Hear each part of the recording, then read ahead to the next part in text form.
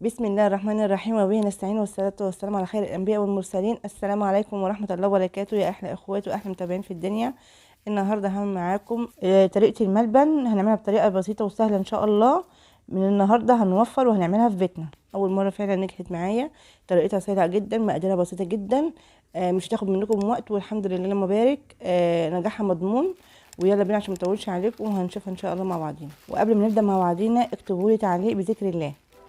قد عدت يا شهر الهدى، يا رحمة تسع المدى. بسم الله، ونبدأ معاكم على بركة الله. اللهم احسن ما بين ايدينا. معاكم دلوقتي زي ما انتم شايفين كده، حطينا كوبايتين من السكر. بصوا، معيار واحد يا جماعة، سواء كوباية شاي صغيرة، مج، شوب، اي حاجة. المهم يكون معاكم معيار واحد اللي هتعايري بيه. تمام. فاحنا كده حطينا كوبايتين سكر، وهنحط عليهم كوبايتين من المية. الناس اللي ما بتحبش الحاجة مسكرة قوي، آه بلاش من الكوباية التالتة اللي انا هحطها. تمام.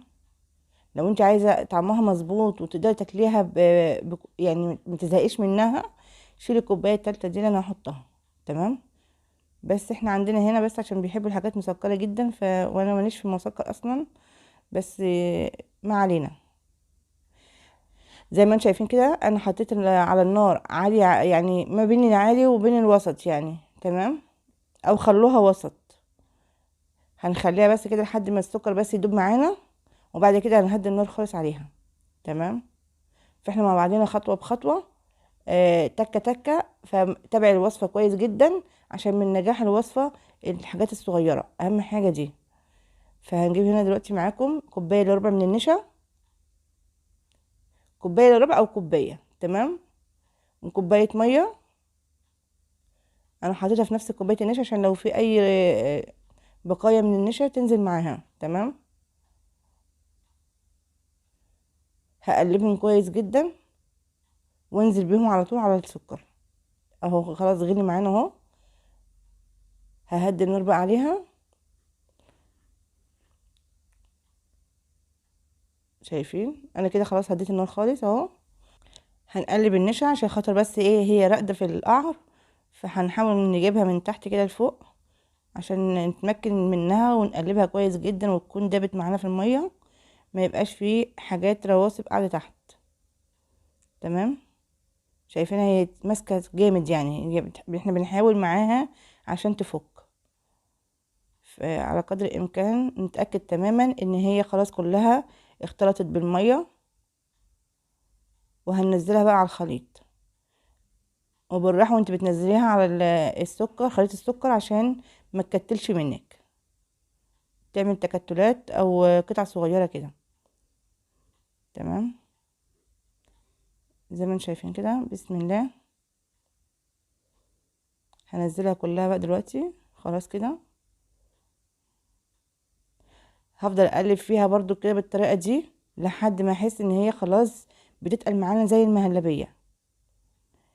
لحد كده كويس جدا، فاهمين اكيد. والوصفه ان شاء الله باذن الله تكون بسيطه عليكم. اهم حاجه بقى التكايه اللي جايه. بس خلينا مع بعضينا لحد ما هي تمسك معانا كده،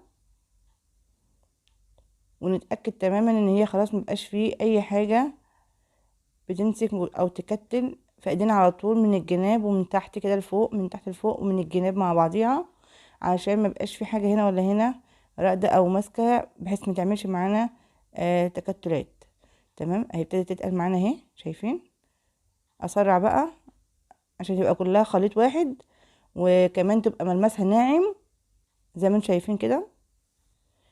هي ما خدتش مننا حوالي اكتر من 35 دقيقة او 40 دقيقة. فهي محتاجة بس شوية صبر معانا. اصبري شوية عليها، والله بجد مش هتندمي بعديها، هتفرحي جدا ان انتي عملتي حاجة بايديكي ونافعة لبيتك ووفرتي فيها. فجميلة جدا. انا بصراحة فرحانة جدا ومبسوطة جدا ان انا عملتها معاكم في بيتي، واول مرة اعملها بصراحة. تمام كده. هنحط بقى نص ليمونة. نص ليمونة او ملح ليمون، يعني ذرة ملح ليمون لو عندك. تمام. ولو ما عندكيش ملح ليمون خلاص مفيش مشكله، حطي نص ليمونه، بس اللي عندها تحطي ذره، يعني بصوا على حرف معلقه الشاي، حاجه بسيطه جدا. دي قطعه زبده يا جماعه هنحطها برضو عليها. و... والمهم جدا جدا فيها هي موضوع حته الزبده دي يا جماعه، يعني هي دي التكايه مهمه جدا في موضوع الملبن ده. تمام. الطريقة دي والحاجات دي كلها قيسي عليها بقى الملبن الأحمر، قيسي عليها الملبن اللي هو الضفيرة. تمام كده، اللي هو فيه حشو عين جمل أو فستق أو لوز اللي انتي تحشي بيها. أنا كده عشان أعرف إن هي استوت ازاي باخد بس حاجة بسيطة جدا في كوباية المية أو في طبق مية، وبشوف لو جمدت معايا شويه هعرف ان هي كده استوت. لو لسه وطريه في ايديا قوي لا يبقى لسه ما استوتش. دي طريقه من طرق اللي هي التسويه. تمام.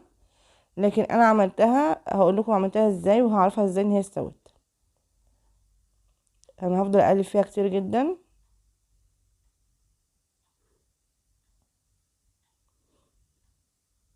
لازم اخلط الزبده بخليط الملبن وتدوب كلها.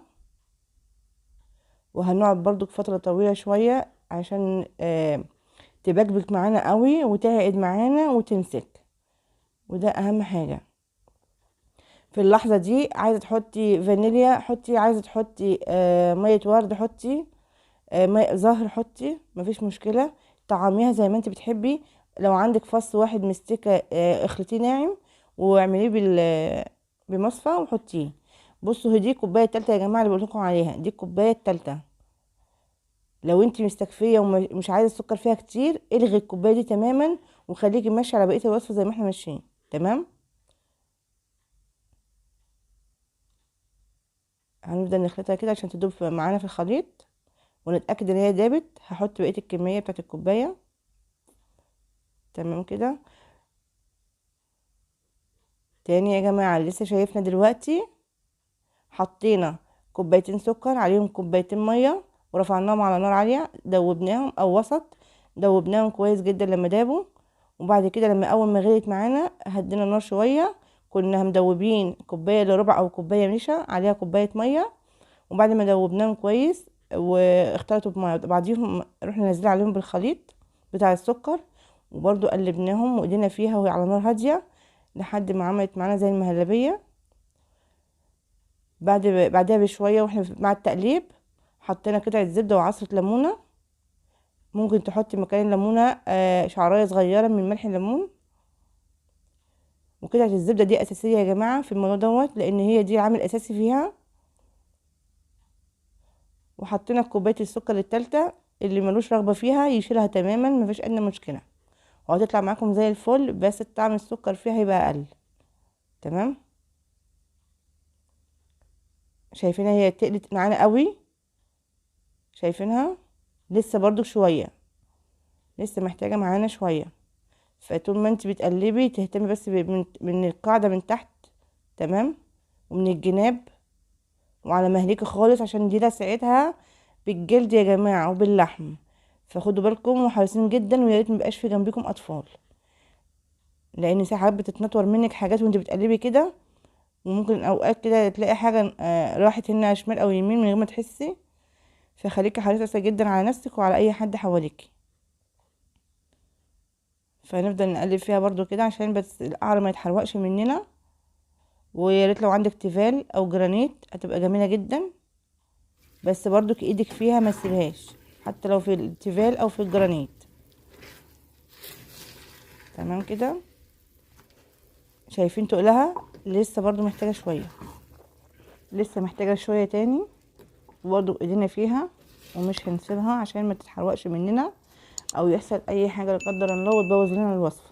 تمام. ان الله مع الصابرين. عايزين بس نصبر شويه على وصفتنا. بصوا شايفين تقل بتاع الملبن، شايفين تقل الملبن هو كده خلاص اوشكنا ان احنا ننهي الوصفه وتخلص معانا تماما.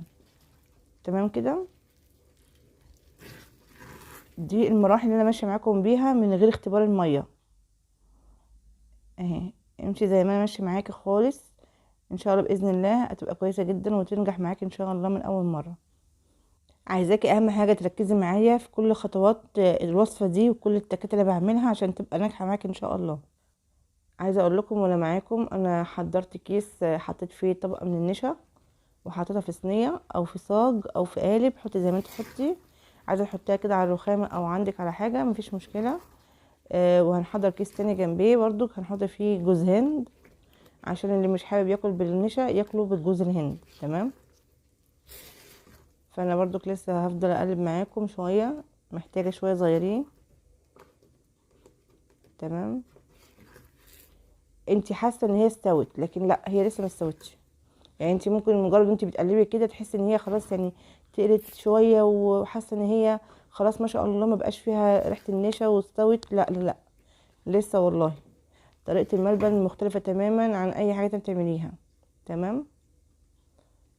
برضو هتبكبك معانا شويه تاني وهنفضل مع بعضينا برضو في التقليب ان شاء الله باذن الله. برضو المره الجايه هعملها لكم بالبرتقال. هنعمل طعم مختلف وبطريقه مختلفه، وان شاء الله هتعجبكم باذن الله. وهقول لكم رايي فيها بالامانه، ينفع تعمليها ولا لا. ولو مش هتنفع تعمليها اصلا مش هعرضها لكم. تمام. لكن لو كويسه جدا وطعمها جميل جدا ومقبول للجميع فاكيد هعملها لكم وان شاء الله وهقول لكم عليها وتعملوها بقلب جامد. تمام. هنا خلاص قربت تستوي معانا زي ما انتم شايفين. بصوا التقل بتاعها، اللهم بارك. خلاص كده. بصوا يا جماعه، تلفي الاسباتوله تلاقيها بتقطم معاكي على طول، ملهاش ديل وملهاش مطه. كده خلاص الحمد لله خلصنا. هننزل دلوقتي على الطبق بتاعت النشا دي. بصوا عشان نسيت احط معاكم الفانيليا، فانا هحطها دلوقتي. المفروض كنت حاططها في المرحله اللي كان فيها الزبده، فاكرين لما كلمتكم عليها؟ بس معلش اندمجت معاكم ونسيت. انا كده خلاص خلطتها بيها تماما. هنحط دلوقتي نصها بس على النشا. تمام. ممكن الطبقه نص الطبقه دي، يعني نص الخليط تعمليه ساده او محشي، مفيش مشكله. يعني عايزه تعمليه ملبن ساده اعمليه. تمام. والنص التاني هندخل فيه سوداني، كاجو، مكسرات، اي نوع مكسرات عندك في النص التاني ده. فانا المتوفر عندي بصراحه السوداني. تمام. فانا هحط في الحبه التانيين دول السوداني، وممكن هنا احط على دول بس ايه يعني تزويقه كده خفيفه بالسوداني من على الوش. بحاول افردها عشان تبقى بسوا واحد، ما تبططهاش قوي عشان ما تطلعش منك رفيعه تماما، او تبقى لو انت عايزاها تخينه مفيش مشكله زي ما انت بتشتريها من بره، فخليها تخينه. فزي ما انتم شايفين كده انا بحط شويه كده على الوش. في المرحله دي لو انت عايزه تخليها كده خليها تبرد وتجمد وقطعيها على هذا الحال. عايزه تحطي لها طبقه نشا من فوق، دي بتاعتك انت. تمام. بس بصراحه انا نسيت ورحت حاطه نشا للامانه، لكن انا يا ريتني كنت خليتها كده، كان هيبقى افضل كتير. يعني لما بعمل كده بالكيس اتنطر على الوش نشا، فاضطريت ان انا احط على وشها نشا. هنا هنحط الطبقه التانية بتاعت الجوز الهند على كيس تاني اهو فردناه. وهنحط بقى خليط الملبن بالسوداني، هقلبهم مع بعضيهم. وعلى مهلك برضو خدي بالك من نفسك عشان اللسعة وحشة جدا من الملبن، ده سكر سخن جدا، وانتوا عارفين السكر لما يكون سخن بيعمل ايه يعني. ربنا يحفظنا جميعا يا رب ويكفينا شر النار وعذابها. فهننزل دلوقتي بكل الخليط كده. خلاص عملنا نوعين. تمام. عايزه تعملي النوع الاولاني ساده تماما خليه ساده، والنص التاني دوت تخليه محشي. تمام. فالوصفه معاكي ابدعي فيها واعملي على راحتك، واللي انت بتحبيه واللي نفسك فيه اعمليه فيها. فاهم حاجه، خدي بالك من نجاح وصفتك ان شاء الله بكل التكات، كل خطوه بخطوه. فكده خلاص خلصناها. هحاول بس على قدر الامكان اظبطها بس عشان يبقى شكلها مظبوط معانا، عشان لما نيجي نقطعها تبقى متساويه معانا.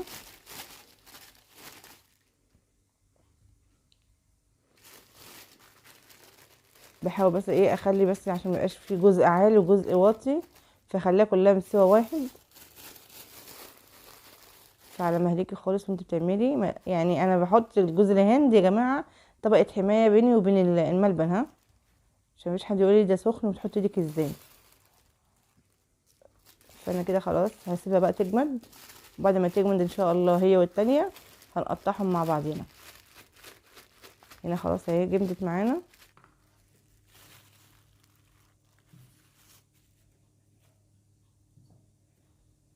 زي ما انتم شايفين كده ما شاء الله اللهم بارك، جمدت معانا. بصوا طريه جدا اللهم بارك، حلوه ماسكه، مستويه. عايزه اقول لكم على حاجه، وانت بتقطعي كده ممكن تدهني السكين عشان ما تلزقش معاكي وانت بتقطعي وتضايقك. ادهنيها زيت، مسحه زيت خفيفه بمنديل اي نوع عندك.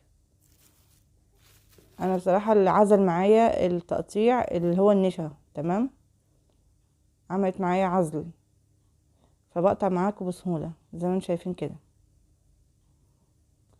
احاول بس اظبطها عشان اعرف اقطعها، يعني التقطيع اللي انت عايزاها بقى في بيتك بقى، قطعي زي ما انت عايزه، كبيره صغيره براحتك، وسط. عايزاها تخينه سمكها اتخن من كده اعمليها، يعني صبي وما تفرديهاش لو انت عايزاها تخينه، تمام. قالب ملموم عندك كده، بتاع اللي هو التوست، او عندك قالب مثلا مدور، مفيش مشكله، المهم يطلع لك السمك اللي هو اللي انت عايزاه. زي شايفين ما شاء الله ما بارك، جميله جدا وحلوه قوي، وطعمها ان شاء الله مش هتزهقي منه. حاجه عملناها من لا حاجه خالص، يعني ما لا تذكر، يعني ايه، كوبايتين سكر كوبايتين ميه، مش حاجه يعني. وقطعه الزبده اللي هي بس اللي هتبقى معاك متوفره في البيت، تمام. ما عندكيش متوفر الزبده مفيش مشكله، معلقه سمنه وحطيها في كيس او في طبق في الفريزر تجمد، ورجعي حطيها على الملبن عادي. فاحنا الحمد لله يعني ان شاء الله باذن الله كل حاجه متيسره وكل حاجه متاحه ان شاء الله. احنا كده بقطع معاكم كمان اللي هي بجوز الهند برضو زي ما انتم شايفين كده. بس بصراحه هتسالوني في الاتنين، طلعت اللي هي من جوز الهند دي احلى بكتير من اللي هي النشا. يعني النشا ده كان بيضايقنا جدا في البق يعني، لكن الجوز الهند كانت حلوه جدا كطعم وكخفيه حلوه بجد، يعني حلوه. طريقه الحشو من جوه كمان بتبقى حلوه قوي. شايفين الصدر من جوه عامل ازاي؟ لا بجد حلوه. هي عامه اذواق يعني، بس احنا بنعمل بنعمل بطريقتين، بحيث ان هي كل واحد بيبقى حسب راحته، حسب اللي هو متاح عنده واللي هو عايز يعمله بيعمله. احنا العين بتاكل قبل البق. كده زي ما انتم شايفين كده احنا قطعنا كل الكميه معاكم وظبطنا طبقنا. وما شاء الله اللهم بارك، جميله جدا. ربنا يحسن ما بين ايدينا وايديكم، وصحه وعافيه لينا وليكم يا رب. اتمنى ان شاء الله تكون وصفتنا عجبتكم ويكون الموضوع سهل وبسيط عليكم. يلا قومي بقى ما تكسليش وطبقي وصفتنا وقولي لنا رايك فيها ايه، وان شاء الله باذن الله تنجح معاكي باذن الله. لو شايفين الفيديو يستاهل دعمكم فيا ريت ما تبخلوش عليا ان شاء الله. وكمان ارائكم مهمه جدا لتطوير القناه. وعايزه اقول لكم كمان يا ريت تصلوا على سيدنا محمد صلى الله عليه وسلم في كومنت جميل كده، او تكتبوا ذكر ربنا. دمتم في حفظ الله ورعايته. السلام عليكم ورحمه الله وبركاته.